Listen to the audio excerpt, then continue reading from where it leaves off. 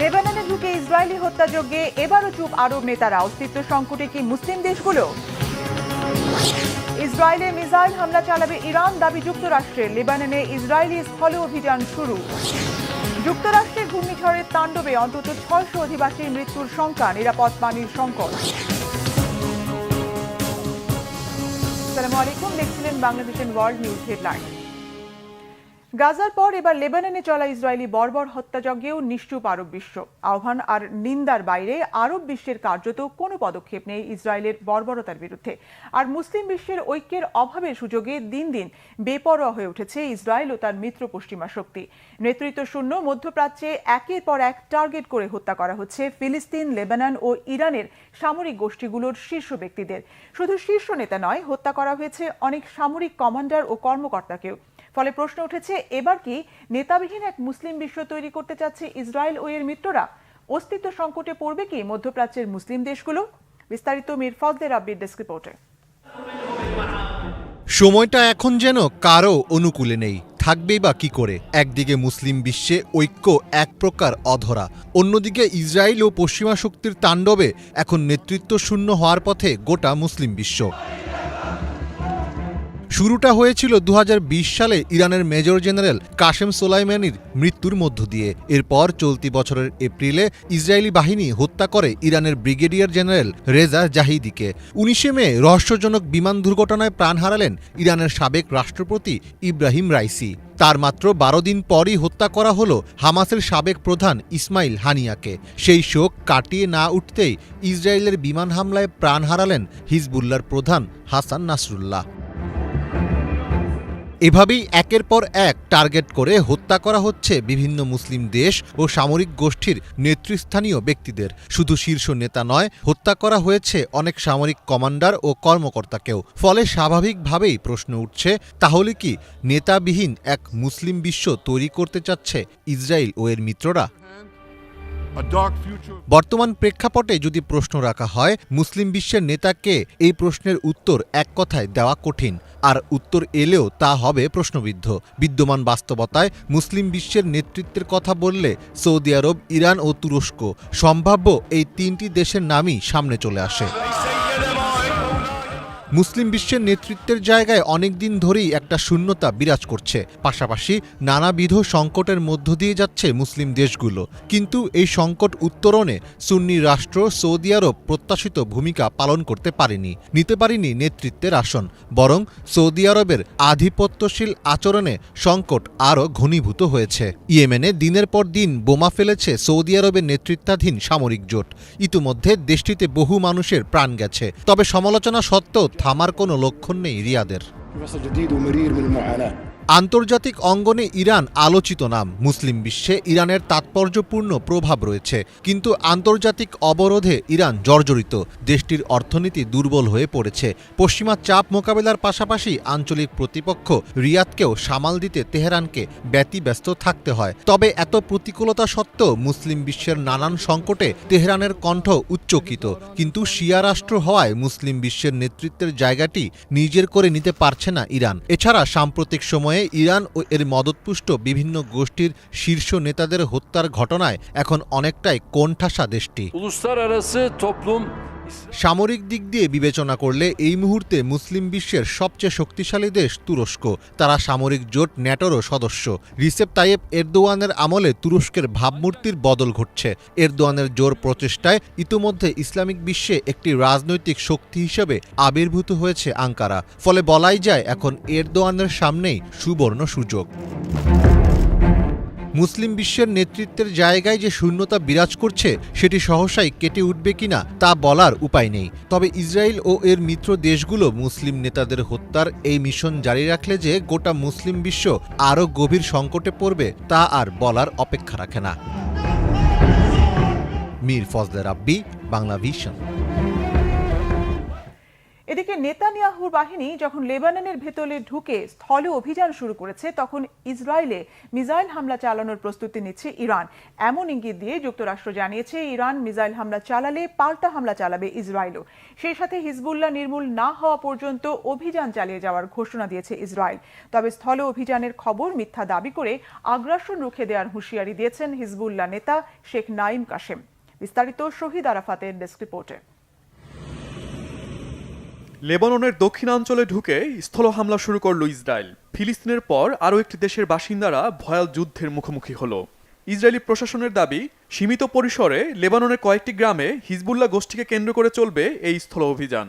তবে গাজার মৃত্যুপুরী মনে করিয়ে দেয় ইসরায়েলের এই অভিযানের বর্বরতা কতটা ভয়ঙ্কর হতে পারে।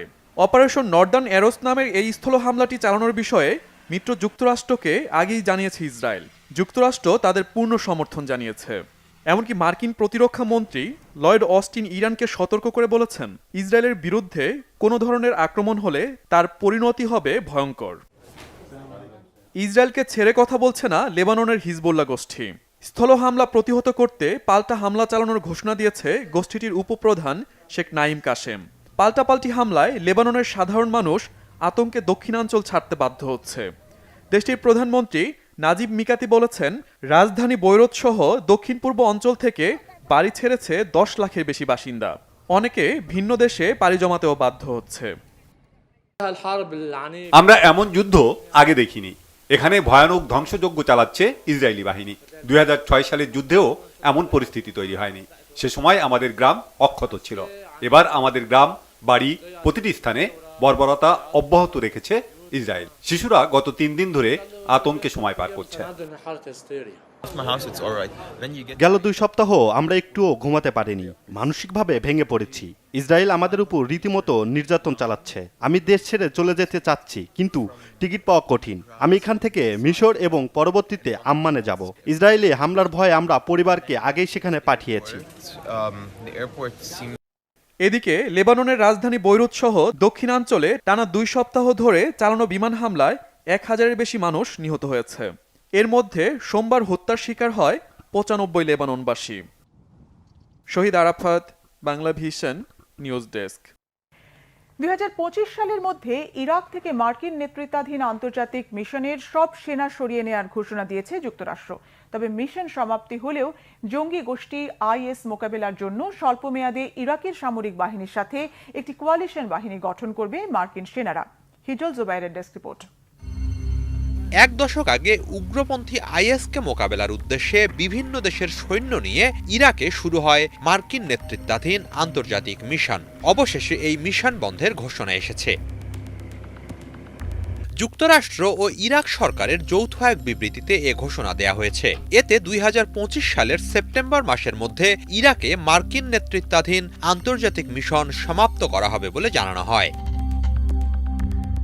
বিবৃতিতে বলা হয়, আসন্ন সেপ্টেম্বরে আন্তর্জাতিক মিশন সমাপ্ত হলেও ইরাকি সামরিক বাহিনীর সাথে স্বল্প মেয়াদী যৌথ একটি কোয়ালিশন গঠন করবে মার্কিন সেনারা। আইএসকে মোকাবেলা এবং ইরাকি বাহিনীকে প্রশিক্ষণ ও পরামর্শ দেওয়ার জন্য 2026 সালের সেপ্টেম্বর পর্যন্ত কাজ করবে ওই কোয়ালিশন। ইরাক ও সিরিয়ায় আইএসের বিরুদ্ধে অভিযান চালাবে তারা। এদিকে আগামী বছর মার্কিন নেতৃত্বাধীন আন্তর্জাতিক মিশন সমাপ্তির পর যুক্তরাষ্ট্র ইরাক থেকে কত সেনা সরিয়ে নেবে বা আদৌ কোনো সেনা সরিয়ে নেবে কিনা বিবৃতিতে তা স্পষ্ট করে উল্লেখ করা হয়নি। যদিও ধারণা করা হচ্ছে এর মধ্য দিয়ে উল্লেখযোগ্য সংখ্যক মার্কিন সেনাকে দেশে ফেরত পাঠানো হবে। সাম্প্রতিক বছরগুলোতে ইরাক সরকার দেশটি থেকে সকল বিদেশি সেনা প্রত্যাহারের দাবি জানিয়ে আসছে। এরই মাঝে সেখানে মার্কিন নেতৃত্বাধীন আন্তর্জাতিক মিশন বন্ধের ঘোষণা এলো। বর্তমানে ইরাকে যুক্তরাষ্ট্রের 2500-এর মতো সেনা অবস্থান করছে। এছাড়া সিরিয়ায় তাদের আরও 900-র মতো সেনা আছে। হিজল জুবাইর, বাংলা ভিশন। অন্তর্বর্তী সরকারের প্রধান উপদেষ্টা ডক্টর মোহাম্মদ ইউনূস বলেছেন, 15 বছরের দুঃখ দুর্দশা 15 দিনে সমাধান করা সম্ভব নয়। এর জন্য কিছুদিন সময় চেয়েছেন তিনি। মার্কিন সংবাদ মাধ্যম এনপিআরকে দেয়া সাক্ষাৎকারে ডক্টর ইউনূস কথা বলেন। গত সপ্তাহে নিউ ইয়র্কে জাতিসংঘ সাধারণ পরিষদের অধিবেশনে বক্তৃতার পর এনপিআর এর মিশেল মার্টিনকে ওই সাক্ষাৎকার দেন তিনি। গত সোমবার সম্প্রচার করে এটি এনপিআর। প্রতিশোধ পরায়ণ মানসিকতা থেকে জনগণকে সংস্কারের দিকে নেওয়া সম্ভব কিনা এমন প্রশ্নে প্রধান উপদেষ্টা বলেন, প্রতিশোধমূলক ঘটনাগুলো হাসিনা সরকারের পতনের পর মাত্র সপ্তাহ দুয়েকের মতো ছিল। স্পষ্ট জানিয়ে দেন, পরের বিক্ষোভগুলো প্রতিশোধমূলক নয়। বেশিরভাগ বিক্ষোভের কারণ মজুরি বাড়ানো, চাকরির দাবি আর চাকরি পুনর্বহালের মতো বিষয়। সংখ্যালঘু নির্যাতন নিয়ে বিভ্রান্তিও স্পষ্ট ব্যাখ্যা দেওয়ার চেষ্টা করেছেন প্রধান উপদেষ্টা। বলেন, সংখ্যালঘুদের সিংহভাগই হিন্দু সম্প্রদায়ের এবং শেখ হাসিনার দলে যুক্ত। তবে নিশ্চিতভাবে বলা যাবে না তারা শেখ হাসিনার অনুসারী বলে নাকি হিন্দু হওয়ায় আক্রান্ত হয়েছেন। এসব হামলার নিন্দাও জানিয়েছেন doctor Yunus. As they feel needed, some say oh, it should be done. কেউ কেউ বলছেন যত দ্রুত সম্ভব সংস্কার করার জন্য, না হলে যত দেরি করবেন তত অজনপ্রিয় হয়ে পড়বেন, সবকিছু তালগোল পাকিয়ে যাবে। আবার কেউ কেউ বলছেন না, আপনাকে অবশ্যই এই সংস্কার শেষ করতে হবে, তাই দীর্ঘ সময় থাকতে হবে, কারণ সবকিছু সংস্কার না করে আমরা বাংলাদেশ 2.0-তে যেতে চাই না। তাই এই বিতর্ক চলছে। আমরা পুরানো অবস্থায় ফিরে যেতে চাই না। তাহলে এত প্রাণ দেওয়ার মানে কি দাঁড়ালো? এর কোনো মানে হয় না। We don't want to go back to the old style. Then what is the meaning of giving all these lives? যুক্তরাষ্ট্রে হ্যারিকেন হেলেনের তাণ্ডবে 5 অঙ্গরাজ্যে মৃতের সংখ্যা বেড়ে দাঁড়িয়েছে 100 জনে। এই সংখ্যা 600 ছাড়াতে পারে বলে শঙ্কা কর্তৃপক্ষের। হ্যারিকেন হেলেনের প্রভাবে ব্যাপকভাবে ক্ষতিগ্রস্ত যুক্তরাষ্ট্রের Florida, Georgia, south Carolina, north Carolina এবং টেনেসি অঙ্গরাজ্য। স্থানীয় কর্তৃপক্ষ জানিয়েছে, নর্থ ক্যারোলাইনার 39 জন, সাউথ ক্যারোলাইনায় 25, জর্জিয়ায় 17, ফ্লোরিডায় 14, টেনেসিতে 4 জন এবং ভার্জিনিয়ায় 1 জন প্রাণ হারিয়েছে। এখনো বিদ্যুৎ বিচ্ছিন্ন লাখো বাসিন্দা। নিরাপদ পানির সংকটে ভুগছে অসংখ্য মার্কিনী। নিখোঁজদের সন্ধানে 4 দিন ধরে চলছে উদ্ধার অভিযান। মার্কিন প্রেসিডেন্ট জো বাইডেন বলেছেন, খাদ্য, পানি, যোগাযোগ ও জীবন রক্ষাকারী সরঞ্জামের মজুদ বাড়াচ্ছে প্রশাসন। পরিস্থিতি স্বাভাবিক না হওয়া পর্যন্ত সহযোগিতা অব্যাহত রাখার প্রতিশ্রুতি দিয়েছেন তিনি। গত বৃহস্পতিবার 225 কিলোমিটার বাতাসের গতিবেগ নিয়ে ফ্লোরিডায় আঘাত হানে হ্যারিকেন হেলেনে। ফ্লোরিডা ছাড়াও আরও 4টি অঙ্গরাজ্যে ব্যাপক ধ্বংসযজ্ঞ চালায় এটি। গেল 2 দশকের মধ্যে সবচেয়ে ভয়াবহ বন্যা ও ভূমিধসে নেপালে প্রাণহানির সংখ্যা 2 শতাধিক ছাড়িয়ে গেছে। এখনো অনেকে নিখোঁজ থাকায় হতাহতের সংখ্যা আরও বৃদ্ধির আশঙ্কা করা হচ্ছে। বন্যার কারণে খাবার ও পানির সংকটে অসহায় অবস্থায় দিন কাটাচ্ছে বন্যা দুর্গত এলাকার অধিবাসীরা। ডেস্ক রিপোর্টে বিস্তারিত। অব্যাহত বৃষ্টিপাতে সৃষ্ট বন্যা ও ভূমিধসে বিপর্যস্ত হয়ে পড়েছে নেপাল। বিধ্বস্ত হয়েছে বহু ঘরবাড়ি। নেপাল পুলিশ জানিয়েছে, বন্যার কারণে বিদ্যুৎ বিচ্ছিন্ন দেশের প্রায় 1/3 এলাকা। রাজধানী কাঠমান্ডুর সাথে সংযুক্ত মহাসড়কগুলো সহ দেশব্যাপী প্রায় সব মহাসড়কই যোগাযোগ বিচ্ছিন্ন হয়ে পড়েছে বলে জানিয়েছে তারা। শেষ খবর পাওয়া পর্যন্ত ভয়াবহ এই বন্যায় মৃতের সংখ্যা 215 জন ছাড়িয়েছে, আহত 140 জনের বেশি। এছাড়া অন্তত 28 জন এখনো নিখোঁজ বলে জানিয়েছে কর্তৃপক্ষ। তাদের উদ্ধারে অভিযান চলছে। একই সাথে বন্যা দুর্গত বিভিন্ন এলাকা থেকে মানুষজনকে নিরাপদে সরিয়ে নেয়ার কাজ করছেন উদ্ধারকর্মীরা। গত বৃহস্পতিবার থেকে বন্যা পরিস্থিতি দেখা দিয়েছে নেপালে। ভারী বৃষ্টিপাতের কারণে একের পর এক অঞ্চল তলিয়ে যাচ্ছে বন্যার পানিতে। আকস্মিক বন্যার মুখে ঘরবাড়ি ছেড়ে অসহায় অবস্থায় দিন যাপন করছেন কাঠমান্ডুর এই বাসিন্দা। ভোররাত থেকে 4টার দিকে এই এলাকায় প্রবল বেগে বন্যার পানি ঢুকতে থাকে। ঘরবাড়ি ডুবিয়ে সবকিছু ভাসিয়ে নিয়ে যায়। আমাদের কাছে এই মুহূর্তে খাবার মতো কিচ্ছু নেই, সব ভেসে গেছে। ভাগ্য ভালো আমরা কোনো মতে বেঁচে আসতে পেরেছি। আবহাওয়া অফিস বলছে, গত কয়েকদিনে নেপালে 322 মিলিমিটারের বেশি বৃষ্টিপাত হয়েছে। কয়েক দশকের মধ্যে এমন অতি ভারী বৃষ্টিপাত দেখেননি বলে জানান ললিতপুরের এই বাসিন্দা।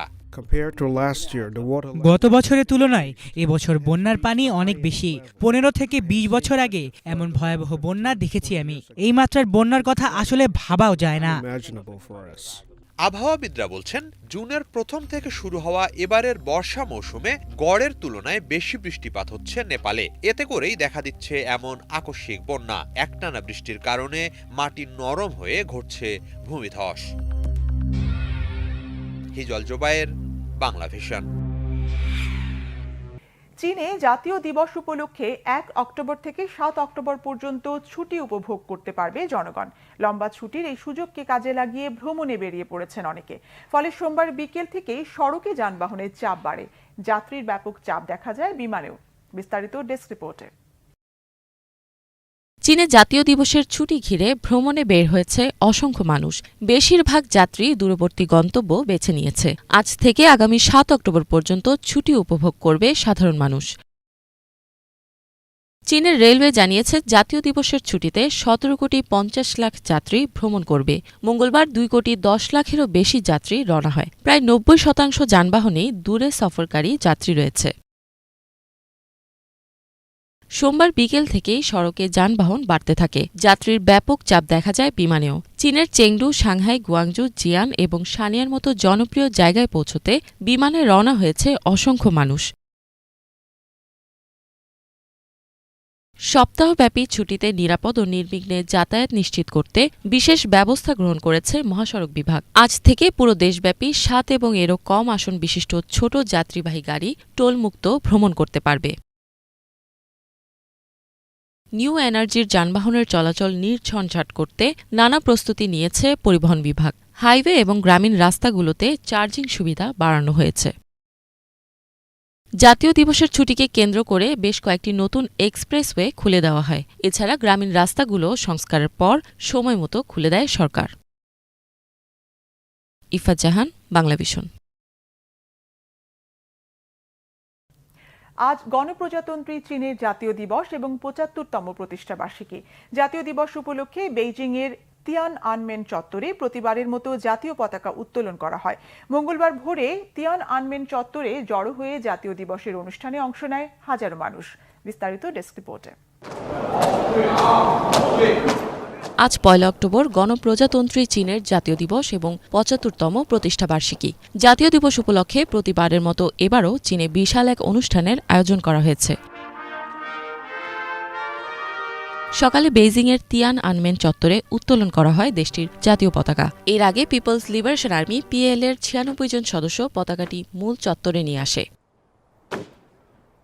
মঙ্গলবার ভোরে সারা দেশ থেকে হাজার হাজার মানুষ তিয়ানআনমেন চত্বরে জড়ো হতে থাকে। পতাকা উত্তোলনের আগে ঐতিহাসিক মুহূর্তটির সাক্ষী হতে ঘণ্টার পর ঘণ্টা ধরে অপেক্ষা করতে থাকে তারা। কেউ মুখে স্টিকার এবং গালে লাল হলুদ রঙের চিত্র এঁকে, কেউ জাতীয় পতাকা হাতে এই অনুষ্ঠানে অংশ নেয়।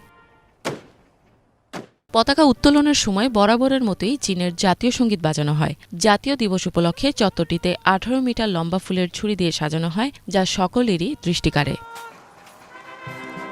বিগত 75 বছরে সমৃদ্ধির দিকে যাত্রা করে চীন এক শক্তিশালী রাষ্ট্রে পরিণত হয়েছে।